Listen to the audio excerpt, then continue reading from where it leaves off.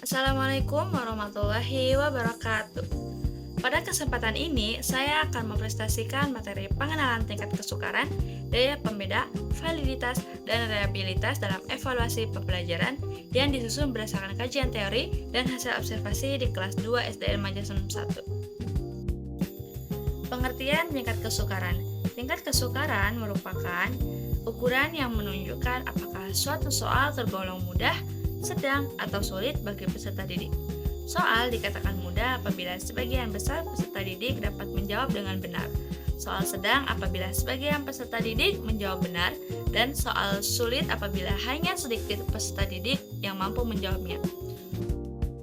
Faktor yang memengaruhi tingkat kesukaran yaitu kompetensi yang diukur.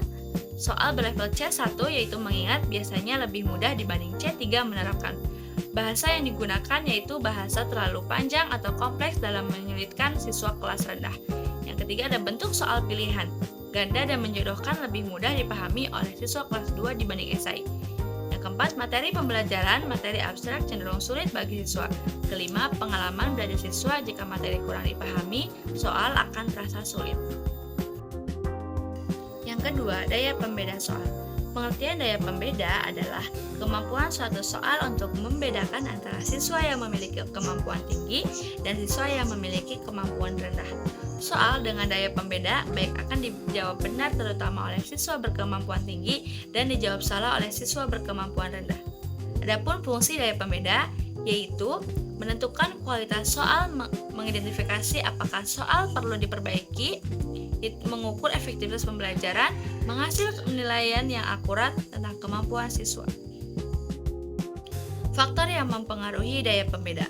Beberapa faktor yang dapat mempengaruhi daya pembeda yaitu tingkat kesukaran yang tidak tepat, soal terlalu ambigu, soal tidak sesuai kompetensi, bahasa yang membingungkan.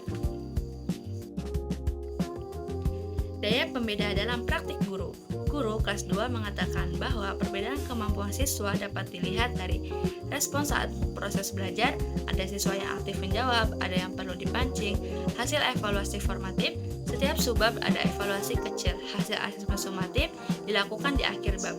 Guru menilai daya pembeda melalui observasi perilaku belajar dan hasil tes. Semakin sering evaluasi dilakukan, semakin tampak perbedaan kemampuan antar siswa.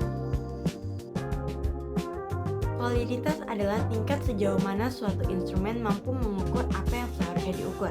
Validitas juga diartikan sebagai tingkat ketepatan instrumen penilaian dalam mengukur kemampuan siswa sesuai dengan tujuan pembelajaran. Instrumen yang valid akan menghasilkan data penilaian yang dapat dipercaya dan dijadikan dasar pengambilan keputusan dalam pembelajaran. Soal dikatakan valid apabila sesuai dengan indikator pembelajaran, sesuai dengan materi yang diajarkan, menggunakan bahasa yang jelas, dan tidak bermakna ganda. Jenis-jenis validitas. Yang pertama itu ada validitas isi, yaitu soal mencakup dan mewakili seluruh materi yang diajarkan. Kemudian ada validitas konstruk, soal sesuai dengan kemampuan kognitif yang ingin diukur. Kemudian ada yang ketiga, validitas tampilan. Tampilan soal jelas, rapi, dan mudah dipahami. Kemudian yang terakhir ada validitas kriteria. Hasil tes konsisten dengan alat ukur atau penilaian lain yang relevan. Cara meningkatkan validitas. Yang pertama ada menyusun kisi-kisi soal agar soal terarah dan sesuai dengan materi serta indikator. Yang kedua ada menggunakan indikator pembelajaran agar soal fokus mengukur kemampuan yang ingin dituju. Kemudian yang ketiga ada menyusun soal sesuai capaian pembelajaran agar tingkat kesulitan sesuai dengan jenjang siswa. Kemudian selanjutnya ada mengecek kesesuaian soal dan materi untuk memastikan soal tidak keluar dari materi yang diajarkan.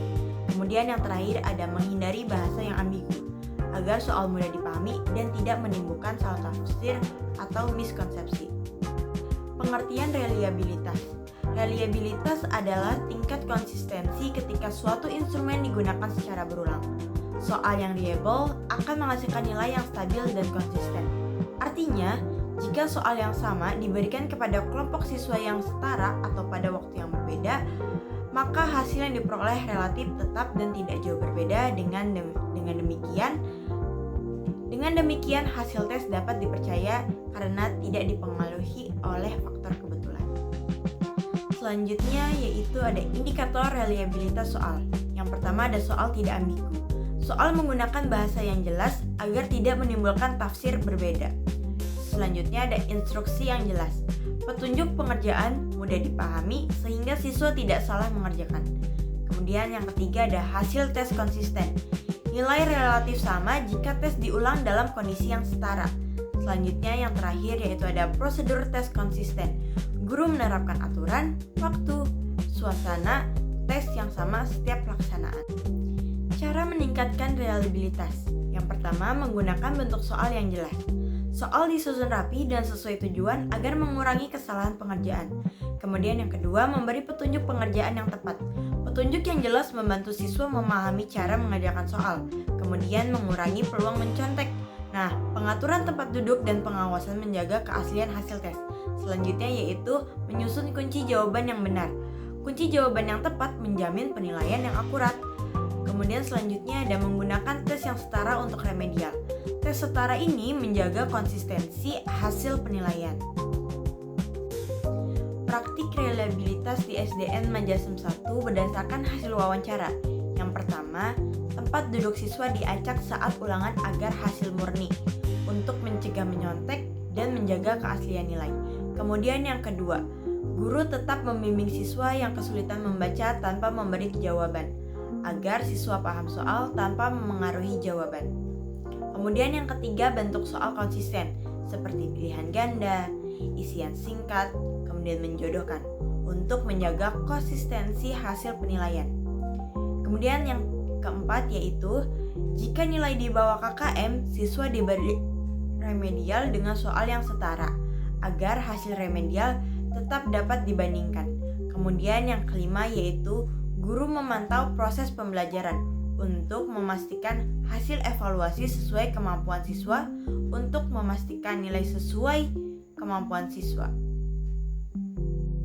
Berdasarkan observasi dan wawancara yang dilakukan di kelas 2 SDN Majasem 1 dapat disimpulkan bahwa guru telah menerapkan evaluasi pembelajaran sesuai prinsip kurikulum merdeka yang menekankan asesmen sebagai bagian dari proses pembelajaran. Guru melakukan asesmen formatif pada setiap subbab untuk memantau perkembangan siswa, sedangkan asesmen sumatif dilakukan setelah satu bab selesai.